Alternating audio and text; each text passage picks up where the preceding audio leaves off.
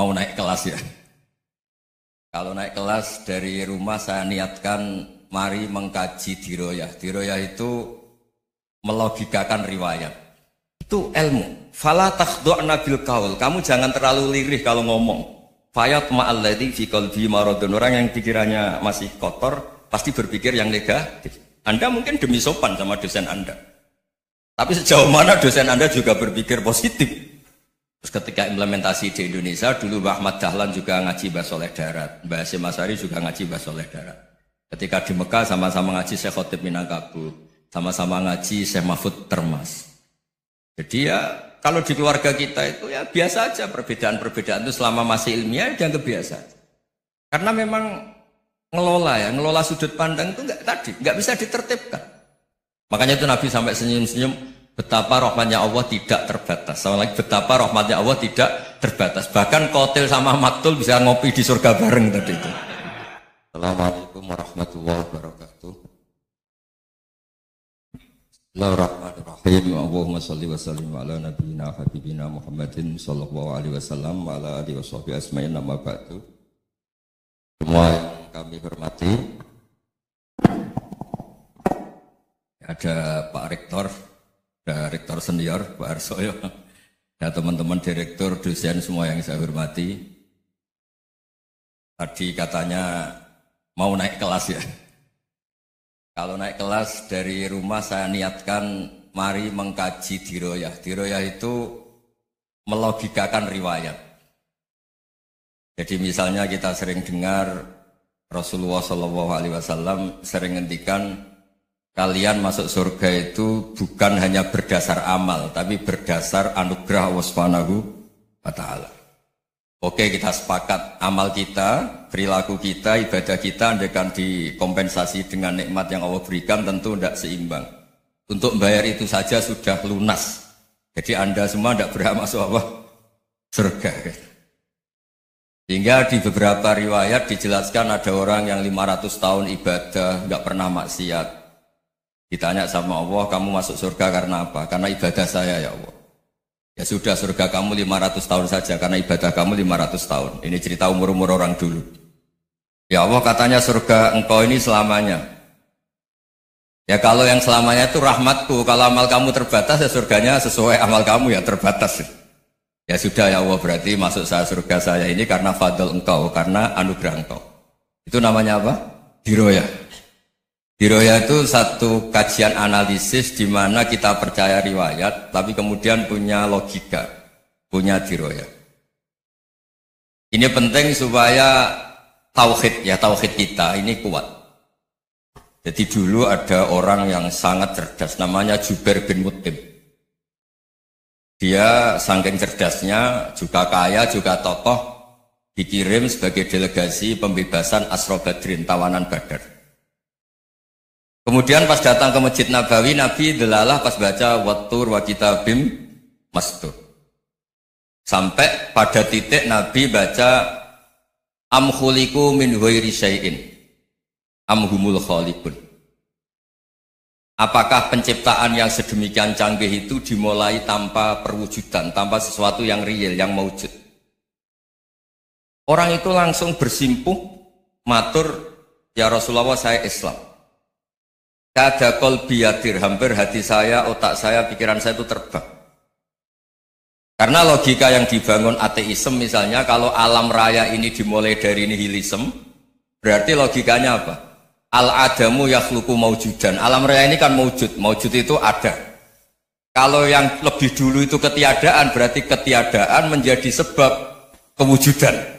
Kalau dalam bahasa Arab itu al-adamu yakhluqu maujudan, sesuatu yang harusnya nggak jadi faktor karena ketiadaan menjadi faktor sesuatu yang nyata.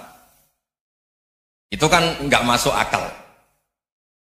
Ya kalau alam raya ini ada al-adam sing yasbiqu maujudan, berarti alam raya ini al-adamu yakhluqu maujudan, sesuatu yang tidak ada menciptakan yang ada. Dengan logika itu terus kita ngaji.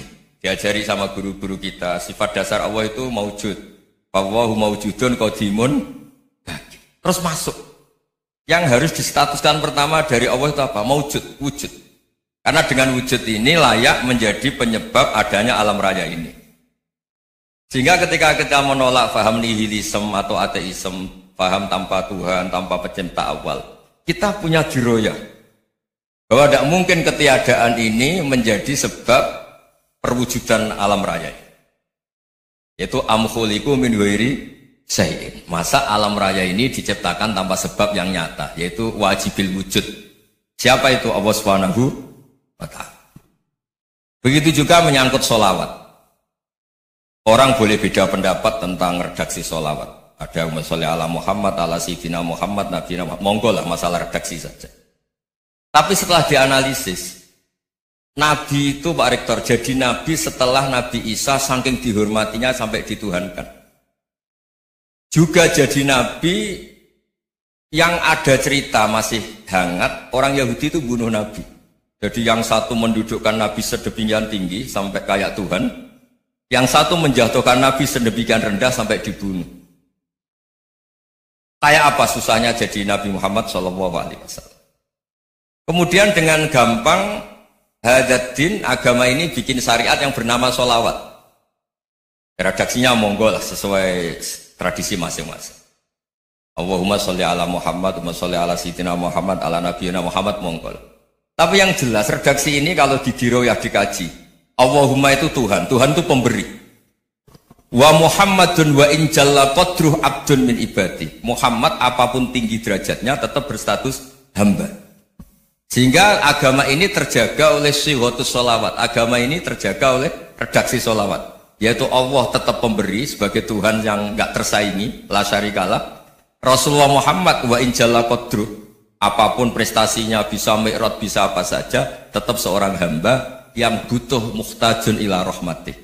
Jika redaksi Allahumma sholli ala Muhammad ini mengukuhkan yang Tuhan tetap Tuhan, hamba pilihan tetap hamba pilihan. Tentu dengan redaksi ini kemudian kita mendudukkan Nabi benar-benar posisi terhormat. Yaitu orang yang paling berhak dapat askat tahiyat, mendapat penghormatan Allah paling tinggi, yaitu Rasulullah Muhammad SAW. Dan itu diulang-ulang oleh Allah.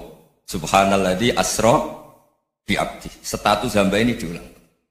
Lagi-lagi ini bernama diroyah. Bernama apa? Contoh ketiga misalnya fihi ayatum bayinatum maqamu Ibrahim.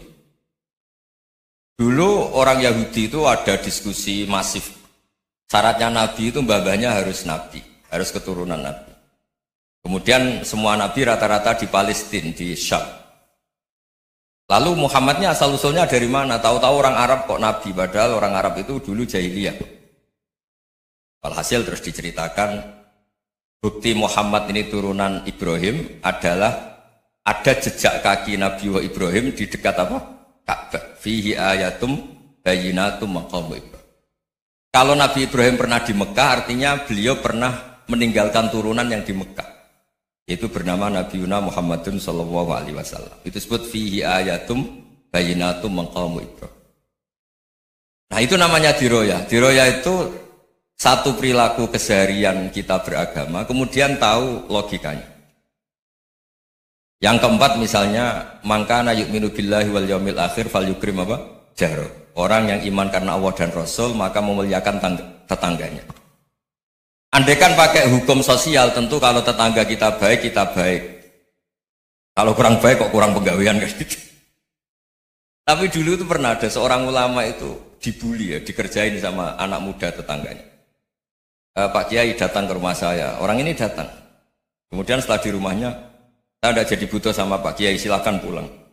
Itu Kiainya senyum menikmati. Dan itu terulang 3 kali. Dibully seperti itu, dikerjain terulang 3 kali. Lalu tetap Kiainya tuh asik, seneng sekali. Lama-lama muda ini tanya, kenapa engkau tidak tersinggung? Padahal saya kerjain sampai 3 kali. Tak undang, terus tak suruh pulang, tak undang, tak suruh pulang. Kata Kiai tadi, yang memerintahkan baik sama tetangga itu Allah. Jadi saya nikmati ketika bisa baik sama Anda. Tidak ada urusannya dengan perilaku Anda yang menolak saya. Nah itu terus kita tahu, memang motifnya kita baik sama tetangga karena iman sama Allah dan Rasul, bukan hukum kompensasi sosial. Jadi kalau mau diteruskan Pak Rektor, saya ngajar di sini ya karena perintah Allah itu orang alim harus ngajar, bukan karena perintah Rektor. Kalau diteruskan. Ya saya mohon juga gitu para dosen, para karyawan di sini kalau nggak khianat dengan UI itu karena takut sama Allah, jangan takut sama rektor. Kalau Anda baik juga karena Allah, jangan baik karena apa? Rektor. Bagaimanapun ya semua kita ini makhluk. Makhluk itu la yadurru wa la yanfa. Begitu juga melihat Indonesia.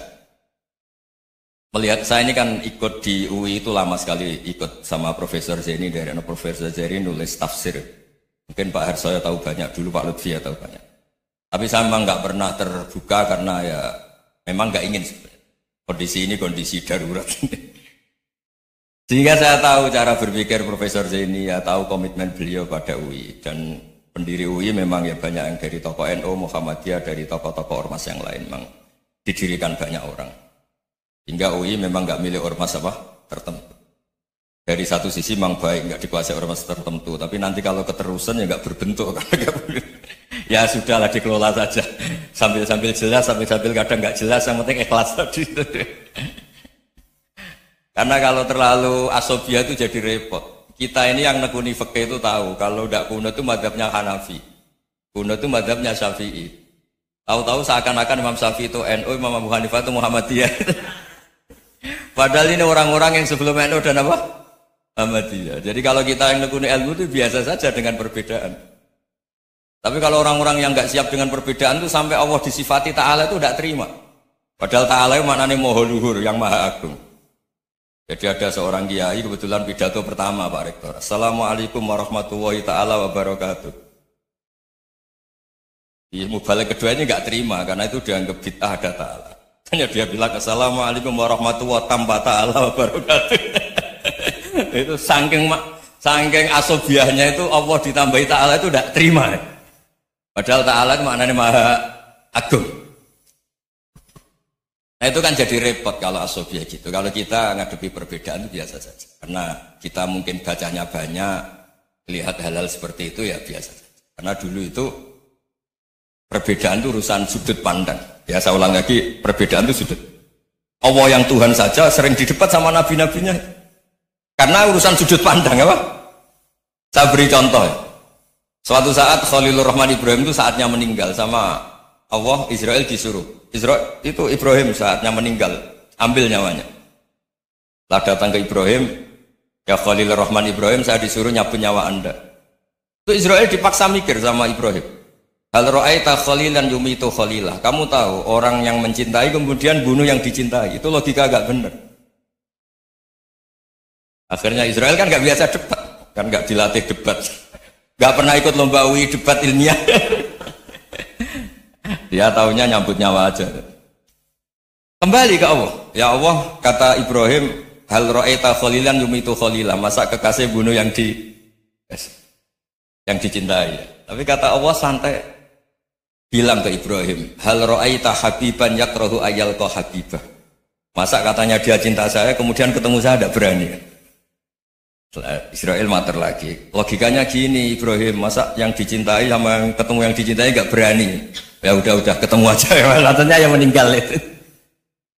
Artinya kamu bisa saja GR tidak mati-mati karena merasa dicintai, atau ingin mati karena mencintai. Nah maksud saya, dalam hal-hal seperti ini orang UI pasti gak jelas. Katanya cinta Allah suruh mati ya gak mau. Gak jelas kan? Dibilang gak cinta juga gak mau. Tapi dibilang cinta kalau ukurannya mati juga gak. Nah, tapi dalam banyak hal gak jelas itu penting Pak Rektor. Penting sekali. Buatan buyan, saya beri contoh sekian ilmiah, gak jelas itu penting. Rasulullah Shallallahu Alaihi Wasallam itu dalam banyak hal itu disuruh Allah, memang disuruh supaya ngambil sikap seperti itu. Karena Allah itu punya otoritas penuh untuk bikin orang itu baik atau tidak baik. Wahsy itu yang membunuh Sayyid Hamzah, orang paling dicintai Nabi, di antara yang dicintai Nabi. Qatalahu Wahsyun, dibunuh oleh Wahsy. Nabi secara basarnya itu gak suka sama Wahsy. Sampai cara lahir ya ingin corong Jawa ingin masuk nol. Tapi apa kata Allah? Laisa laka minal amri syai'un aw yatuba alaihim aw yu'adzibah. Itu tidak wilayah kamu Muhammad. Malah Wahsy dikasih tobat sama Allah. Khalid bin Walid. Itu perang Uhud kalah itu karena ide brilian Khalid bin Walid. Pas itu masih panglima kafir. Yaitu pura-pura kalah, ghanimah dilepas, sahabat turun, pasukannya naik, walhasil orang Islam kalah. Khalid bin Walid akhirnya juga masuk Islam. Orang yang secara basariah Nabi itu gak siap. Kebalikannya juga ada. Sa'labah itu orang sampai gelar hamamatul masjid. Ini pas ngaji mesti ingat, salah. Dia di masjid terus. Setiap habis salam tuh lari karena istrinya nyuwun sewu masih berpakaian yang tidak pantas. Kenapa engkau terburu-buru pulang? Pakaian yang dipakai istri saya sekarang saya pakai. Ya pakaian sarung itu kayak Pak Rektor kan fleksibel. Ini khusus mau Ramadan, tidak akan sarungan terus, gak usah khawatir. Jadi ini tadi sudah perjanjian. Saya yang kiai celananan, beliau yang rektor pakai sarung. Jadi iya. Supaya itu barter madhab. Tapi hanya sekali ini aja, bukan. Jadi jangan diharapkan ini jadi tontonan terus menerus. Dan ini barter madhab. Saya sama Profesor Kores juga sering gitu. Saya pakai sarung yang dihadiahi beliau, beliau pakai sarung yang dihadiahi saya. Memang itu tradisi Islam. Tahadau tahabu, kamu saling memberi hadiah maka kamu saling mencintai. Bukan riswah, bukan.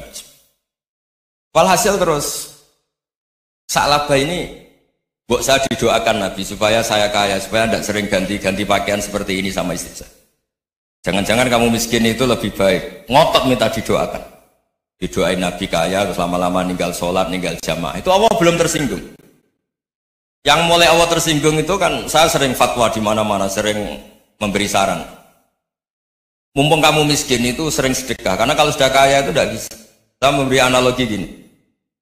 Kalau saya masih santri miskin, punya uang 100.000, diminta guru saya 50 tak kasihkan, padahal itu 50%. Punya 2 kambing kurus, diminta guru saya 1 pasti tak kasihkan, padahal itu 50%. Jadi kalau punya sapi Brahman atau sapi limusin yang harganya itu 100 juta, punya 2, diminta 1 boleh enggak? Enggak boleh. Saya punya motor butut 2, diminta teman saya 1 boleh, tapi kalau Davidson Harley itu enggak boleh. Nah, walhasil itu kalau kita miskin, misalnya kita zaman kuliah atau zaman mondok atau zaman apa saja, punya uang 100.000, narik temannya sampai 50.000 kan biasa. Tapi setelah 1 miliar, berani enggak kamu kasihkan 500 juta? Sama-sama 50%? Enggak kan? Nah Sa'labah gitu, ketika zakat masih per 40 kambing 1 kambing itu sebenarnya kan masih ringan. 41, 82. Kambingnya itu sudah mabenal jabalen. Barang dihitung zakat karena sudah ribuan, jumlahnya sampai 400 kambing. Banyak lah pokoknya. Terus kata Sa'labah, ini pemerasan. Karena jumlahnya besar. Allah tersinggung karena nabinya dianggap narik zakat itu dianggap khorat, dianggap pemeras. Allah tersinggung kemudian fa'aqobahum nifakon fi qulubihim ila yaumil. Dia ditakdir munafik. Semenjak itu terus tadi kembali gak jelas tadi. Barkohnya gak jelas itu menjadi orang tuh bijak. Ini sekarang nakal, jangan-jangan nanti jadi orang baik. Yang sekarang baik, jangan-jangan suatu saat jadi tidak baik. Semua orang introspeksi. Gak ada jaminan kalau kita sekarang baik akan baik terus. Gak ada jaminan kalau kita sekarang buruk akan buruk terus. Sehingga terus banyak kiai-kiai bijak itu memang lahirnya gak tegas. Tapi gak tegas itu yang menjadikan bijak. Karena sama-sama mungkin. Itu yang disebut laisa laka minal amri syai'un aw yatuba alihi mau yu'adzibum. Itu tidak wilayah kamu. Ketika Allah mengomentari orang munafik juga wa yu'adzibal munafiqina insya'a aw yatub. Bisa saja ada yang disiksa, bisa saja ada yang dikasih tobat. Karena pola yang kita analisis itu semuanya menurut kita. Bukan menurut kemaslahatan orang apa? Saya punya sekian contoh cerita. Orang yang sowan kiai baik-baik, mungkin bawa gula atau salam dabla, tidak tahu lah. Itu tidak mesti jadi wali. Tapi Kalijogo yang kenal Sunan Bonang itu kenalnya itu karena ingin begal. malah jadi wali. Tapi tidak usah dicoba. Umar itu nyari Nabi itu mau dibunuh. Tapi malah tobat jadi orang baik. Jadi ini penting ngaji ya, supaya tidak tegas itu, tidak jelas itu kadang baik. Nah termasuk saya juga termasuk dia yang milih tidak jelas. Saya sering gojol gini, Fajar Hadili ini murid-murid saya sering saya gojol. Kalau semua sistem pendidikan kayak kampus, kayak UII, kayak UIN semuanya, itu sistem yang bagus karena tertib jam kuliahnya jelas, mata kuliahnya jelas. Kalau di pesantren itu Pak Arso itu nggak tertib, tapi justru itu enak ketemu di jalan orang berani tanya. Nah, ini kalau mbak-mbak misalnya menstruasi, mau belajar haid nunggu semester berapa baru tahu. Itu bisa sekian tahun nggak sholat karena nunggu pelajarannya baru diterangkan. Mau haji juga gitu, nunggu mata pelajaran haji. Kalau nggak jamnya nggak mau dosennya ngajar. Ya, kalau kiai kan enggak, ketemu di jalan tanya dijawab. Jam berapa juga dijawab. Artinya Indonesia itu berkah, ada sistem kampus yang tertib. Ya semoga termasuk tertib gajinya. Tapi tertib gajinya itu juga sebenarnya rugi. Saya sering ada pegawai negeri Gus, tolong doain saja di PNS enak aja. Gajinya tetap. Kata saya nggak mau kalau gaji saya tetap. Kok bisa Gus enak tiap bulan mesti dapat gaji. Kalau tetap nggak naik-naik kata saya. Kalau kiai gajinya nggak tetap, tapi di atas yang tetap kata saya. Artinya Indonesia itu berkah. Kalau semuanya pakai sistem pendidikan setertib ini, orang mau tanya haid ya nunggu pelajaran haid. Bab haji ya nunggu pelajaran haji. Tapi kalau ketemu kiai itu enggak. Ya pokoknya saya pernah di pasar, Gus mau tanya. Tanya apa? Anak saya sih keluar darah terus gini-gini. Padahal biasanya haid hanya 7 hari gini-gini. Ya sudah kembalikan ke biasanya rudat ilal adat. Itu enggak usah sowan ke rumah. Juga enggak registrasi dulu, enggak daftar dulu. Ya ini tidak nyindir cerita saja. Supaya ini bukti koalisi beneran. Jadi saya yang kiai enggak tertib jam, koalisi sama yang tertib jam. Jadi kalau semuanya sistem kampus, nanti pertanyaan itu enggak bisa on time, enggak bisa setiap saat. Makanya Indonesia itu berkah. Kiai-kiai yang alim yang di jalan-jalan banyak. Juga kiai yang di kampus dokter-dokter fikih banyak. Yang nekuni ilmu umum ya banyak. Macam-macam. Itu masalah itu kalau saling mengadili itu baru masalah. Misalnya kiai ngeluh, nggak enak jadi kiai, nggak punya gaji tetap. Yang dosen ngeluh, nggak dicium tangannya. Karena memang unik Indonesia itu. Kalau guru fikih kok dosen itu tetap nggak dicium tangannya. Karena pikirannya anak-anak itu sudah bayar disuruh nyium. Itu kayak di alam sadar tuh gitu. Kalau kiai itu kan anak-anak gak bayar itu. Ya opanya cium tangan itu. Makanya kalau kiai-kiai tidak keramat bisa mati karena cium tangannya doang itu bisa mati itu kiainya. Ya ini cerita. Supaya saling menghormati saling. Jadi kalau makanya itu pakar-pakar akhlak ya, pakar-pakar etika peradaban. Itu tertampar betul ketika Nabi urusan ilmu itu mengabaikan itu kalau sudah urusan ilmu. Misalnya begini, ada urusan ilmu, ada mbak-mbak cantik atau ibu-ibu cantik. Itu dalam Islam itu diajarkan jangan sopan-sopan banget. Kata Nabi, karena kekuatan ilmu itu di atas kekuatan akhlak, di atas kekuatan adab. Ya nisa an-nabi lastunna ka ahadim minan nisa. Ini taqaitunna fala takhdu'na bil qaul. Fayat ma'alladhi fi qalbihi maradun. Misalnya ada mbak-mbak cantik, menarik, kemudian sopan misalnya sama Pak Fajarin sama dosen-dosen. Monggo binara. Wah itu bahaya pikirannya kemana-mana itu. Orang yang imannya pas-pasan, berarti mau. Maksud saya kalau cantik, menarik ketemu di jalan biarin aja dosennya mau kemana biarin aja. Gak usah dihormatin. Kalau dihormatin, Pak mau kemana sadaran mau bisa bahaya. Tak biarin aja. Kalau tanya, Dek ini alamatnya mana? Cari sendiri Pak. Karena hanya dengan cara itu si Pak dosen ini gak kepikiran. Gak ada orang suka orang kedus itu gak akan. Tinggal sudah cantik, sopan. Wah bisa pikirannya macam-macam. Itu ilmu. Fala takhdu'na bil qaul. Kamu jangan terlalu lirih kalau ngomong. Fayat ma'alladzi fi qalbi maradun. Orang yang pikirannya masih kotor pasti berpikir yang negatif. Anda mungkin demi sopan sama dosen Anda. Tapi sejauh mana dosen Anda juga berpikir positif. Itu kan uji iman sama uji nyali. Nah, sama pejabat yang sopan sama kiai mungkin punya Alphard, punya Robicon, punya terus bawa uang banyak. Terus sama kiai cium tangan hormat. Jangan-jangan kiainya yang pikirannya macam-macam. Ini berarti bisa jadi muhibbin potensial misalnya. Nah, saya ini termasuk kiai yang pengagum ilmu. Sehingga saya sama orang yang medit, yang kikir sama saya itu saya senangnya bukan main. Kenapa? Karena kalau orang medit itu gak berhak nuntut. Tapi kalau orang lomo 1 juta minta surga, 2 juta yang minta apa? Surga. Gus, salam tempel. 200.000 aja kadang minta surga. Tapi kalau yang kikir-kikir ya sudah salaman tok sudah. Gak minta apa-apa, kan dia tahu diri, nggak bayar kok minta. Maksud saya, Islam itu luas, dinikmati saja, Pak. Dinikmati. Nah itu diroya, maksudnya itu diroya. Diroya itu kamu tahu aturan Islam itu kamu harus yakin khairihi wa syarrihi minallah. Semua itu ujian, tapi kemudian dikaji. Makanya saya ini termasuk pengagum Imam Syafi'i. Imam Syafi'i itu dikasih tahu. Ada orang yang di depan engkau cium tangan hormat itu di luar ngomong-ngomong, ngata-ngatain Anda. Imam Syafi'i tertawa-tawa sewenang. Tuh, Anda ini dikata-katain di luar kok. Kok tidak kamu anggap munafik malah tertawa. Berarti saya wibawa, di depan saya agak berani. Dianggap enteng saja. Dibilangin, sebagian orang kampung sini nggak suka sama engkau. Baguslah, Anda akan pinjam uang sama saya. Di mana-mana orang pinjam minta tolong itu karena seneng. Kalau benci kan enggak. Intinya dianggap enteng saja. Yang terjadi di dunia itu semuanya dianggap enteng saja.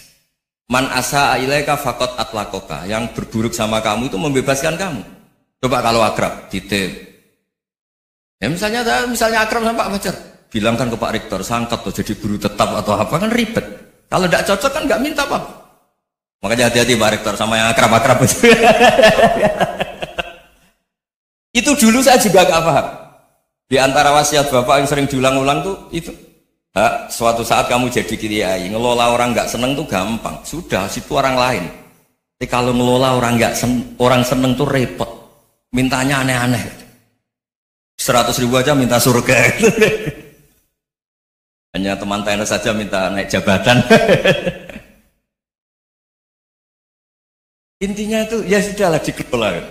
Yang seneng ya berkah, mungkin teman berjuang, teman diskusi. Yang nggak seneng ya berkah, karena ini tidak minta macam-macam, enggak seneng.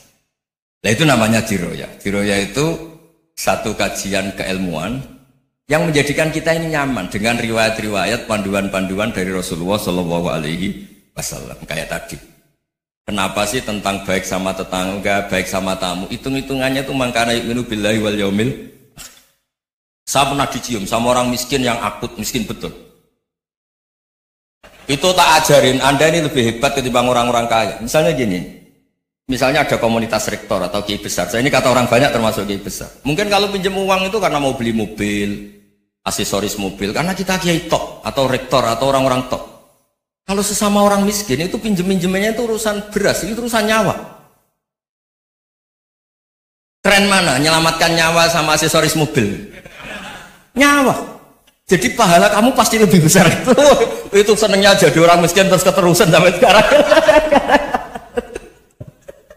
Itu. Loh coba kalau menteri sama menteri, rektor sama rektor, kira-kira pinjemannya apa Pak Arso? Kan kalau mau beli mobil atau mau umroh VIP, pokoknya yang keren-keren. Kalau orang miskin pinjam karena apa? Makan kan? Beras kan? Makanya kalau yang sedang miskin monggo lah kalau ingin ruskan. Maksud saya Islam itu seenak itu. Islam itu segampang itu. Sudahlah yang sedang miskin ya keren. Karena sekali sosial itu urusannya apa? Nyawa. Tapi kalau miskin semua ya Indonesia bisa tutup kan. Ya sudah yang kaya-kaya itu saya mendapatkan Indonesia karena bayar pajak yang menjadikan Indonesia berjalan. Tapi ya dipakai yang benar. Nah, begitu seterusnya. Ada kiai miskin cerita ke kita. Gus, enak jenengan alim, terus punya santri banyak, bisa ngajar di mana-mana. Saya bilang, hebat kamu. Dia hidup di daerah tertinggal. Itu yang diajarkan kan hanya tauhid. Kan nggak mungkin desa tertinggal baca fikih perbandingan madhab. Kan nggak mungkin. Kalau yang kayak Pak Fajar, Pak Sadali kan nggak mungkin. Fikih perbandingan apa? Madhab. Menyorot madhab dunia hukum. Gaya engke-engke itu kan nggak mungkin. Tapi pertanyaannya, yang menyelamatkan masuk surga itu tauhid apa perbandingan madhab? Tauhid. Ini hanya mengajarkan fardu kifayah, sunat-sunat. Ini Anda mengajarkan fardu ain. Surganya dulu kamu. Oh terus senangnya jadi kayak gitu. Karena yang diajarkan apa? Tauhid. Sementara kita yang gaya-gaya ini ajarkan perbandingan apa? Ada studi banding ke Al-Azhar kemana-mana. Ini enggak tauhid. Dari orang nyembah pohon jadi nyembah Allah Ta'ala. Keren enggak? Keren. Jadi terus Kiai desa sama saya senengnya bukan karena tak bela. Tapi ada yang agak kurang ajar tanya saya. Kalau itu hebat kenapa Gus gak mau jadi Kiai desa? Waduh. Wah ya repot kalau pertanyaan. Terus tak jawab, kalau saya jadi Kiai desa, kamu ngangsu ilmu dari mana coba? Ya dari jenengan, ya kalau sama gobloknya tidak bisa. Ya sudah, Gus aja jadi Kiai besar. Maksud saya, ya sudahlah kita begini seperti yang saya ajarkan di sini, saya sarankan supaya orang itu tahu. Ini namanya diroyah, Makanya kata Imam Ghazali itu kalau kamu ingin sopan gampang melihat anak kecil, wa aqallu minni dzamban, dia dosanya lebih kecil. Karena masih kecil kan, tentu secara dosa enggak banyak. Kalau melihat orang yang tua, wa aktsaru minni ibadatan, dia tentu ibadahnya lebih banyak karena umurnya lebih banyak. Sehingga terus semua orang lain tuh di depan kita itu hebat. Ya semua orang lain sama, misalnya Pak ini rektor, Fathul Wahid rektor, tanggung jawabnya lebih banyak, berarti pahalanya lebih banyak. Tapi sama, ketika melihat Nyon Sewu, melihat pegawainya yang secara lahir di bawahnya, ini tanggung jawabnya enggak banyak, pasti salahnya juga enggak. Itu yang diajarkan Rasulullah SAW, sehingga enak. Tapi kalau kita melihat orang lain selalu salahnya, itu pecundang. Allah saja tidak seperti itu kan, amal baik ya ada khairan, amal buruk ya ada saron, semuanya dilihat oleh Allah Subhanahu wa Ta'ala. Saya itu punya teman Gus, agak beling, agak seenaknya. Dulu miskin. Wah itu seenaknya betul. Kayak kenal Tuhan. Tak tanya, kenapa kamu seenaknya? 1 bulan tuh labanya bisa 200 juta sampai 500, sampai 1 miliar. Saya itu Gus, setelah duha itu perkembangannya bagus. Salah duha itu. Saya pernah miskin kan kata ingka dari rezeki fisama wa ingkana qalilan ya kalau fisama fa'anzilu, terus wa ingkana qalilan fakasirhu, kalau sedikit perbanyak. Ini trennya sudah benar semua. Nah, wa ingkana haroman fatahirhu, kalau haram yang kau sucikan. Makanya saya seenaknya kalau qalilan sudah fakasiru, paling trennya yang enggak benar juga fatahirhu kata. Dia yakin kalau yang enggak benar-benar sudah disucikan Allah, karena yang lain-lain sudah dari miskin sudah kaya, qalilan sudah fakasiru, paling yang haroman juga sudah fatahirhu gitu. Tak tanya, lah kamu kok tahu? Polanya sudah ada Gus, karena sang qalilan. Kamu sembrono sama Tuhan kok begitu kan? Tapi apapun itu seneng saya. Seneng saya sering salah teh, makanya saya mohon yang sekarang miskin, sedang miskin itu ya tidak usah nyesal banget-banget. Kalau ingin kaya monggo lah, namanya orang juga ingin. Ya, tapi Anda harus bangga. Sosial antar kalian adalah urusan nyawa dan itu pahalanya luar biasa. Supaya kita, nah yang kaya-kaya juga boleh GR lah, karena pembayar pajak. Dan itu bisa menyelamatkan Indonesia Raya. Begitu seterusnya. Itu yang diajarkan Nabi, antawadhu hatta la yabghiya ahadun ala ahadin. Kamu semua harus tawadhu sehingga antar kalian tidak saling tidak sopan, tidak saling liar, tidak saling mendolimi. Termasuk tadi sikap gak jelas tadi. Orang dolim yang sekarang dolim bisa saja tobat, yang sekarang soleh bisa saja nanti. Semuanya itu mungkin. Kita diajari ya muqallibal qulub tsabbit qalbi ala dini. Jadi keliru kalau kita dalam banyak harus tegas, gak mesti. Al halalu bayyinun wal haramu bayyinun. Tapi ada wa bainahuma umurun mustabihat. Ada yang wilayahnya itu abu-abu. Misalnya ada perempuan cantik, misalnya contoh paling gampang. Kalau kamu ajari secara serius, kamu bisa saja tergoda jadi fitnah. Tapi kalau orang soleh gak berani ngajarin, kemudian digunakan orang fasik, malah menjadi orang nakal, kita juga tanggung jawab. Kamu mau tegas gimana? Wilayahnya sama-sama mungkin. Wilayahnya sama-sama mungkin. Yang dekat pejabat mungkin terkontaminasi KKN. Tapi kalau pejabat gak dekati orang soleh, punya perilaku yang gak soleh, yang repot juga Indonesia kan. Nah hal-hal seperti itu kita tidak perlu ngambil sikap. Maksudnya gak usah ngambil sikap, ya kita buktikan kalau milih satu madzhab, kita buktikan semuanya lebih baik, semuanya lebih bermanfaat, semuanya lebih berperadaban. Karena gak bisa dihindari wa bainahuma. Termasuk nyuwun sewu, saya mohon maaf sama mulai Pak Harso, Pak Lutfi sampai Pak Fathul Wahid. Saya ini termasuk kiai yang gak suka dekat sama orang-orang top, bukan karena hasud. Memang konstitusi kiai harus gitu, la tamuddanna ainaika. Kenal orang lebih tinggi itu kan resiko. Misalnya saya kiai desa, mungkin punya keri tua sudah seneng, punya kijang tua sudah seneng. Gara-gara kenal Pak Wahid naik Kempri, waduh kok saya kalah itu. Kenal orang itu kan resiko. Mungkin dosen-dosen sini kalau kenal saya di Rembang juga resiko. Di sini nggak ada cium tangan, melihat saya di sana, wah, nggak enak jadi dosen. Jadi memang harus dibatasin. Sekiranya mungkin orang itu, karena latamu dan apa, ainaika ilham, kamu jangan sering melihat orang lain yang mungkin secara lahir dapat nikmat yang lebih tinggi dibanding Anda. Kalau kamu nggak bisa ngelola hati Anda bisa hasut, Anda bisa dengki. Paling tidak Anda bisa ada syukur. Saya itu sering didolani pejabat, juga sering melihat pejabat di TV-TV. Naik mobil aja ada yang naikkan. Bahkan kalau wudhu itu anduk aja ada yang bawa. Itu kalau yang nggak kuat, wih naik jadi pejabat. Ya makanya terus konstitusi Kiai itu mengatur, sudahlah, mata kamu itu kamu batasin. Jangan melihat sesuatu yang potensi ya, potensi menjadikan Anda tidak syukur. Jadi saya mohon, ini memang konstitusi saya sebagai Kiai, jadi saya, tapi di hati saya tetap akrab. Saya doakan semua untuk UI, untuk semua orang Indonesia kita doakan. Kita ingin semuanya tambah baik, tambah. Ya, mohon. Assalamualaikum warahmatullahi wabarakatuh.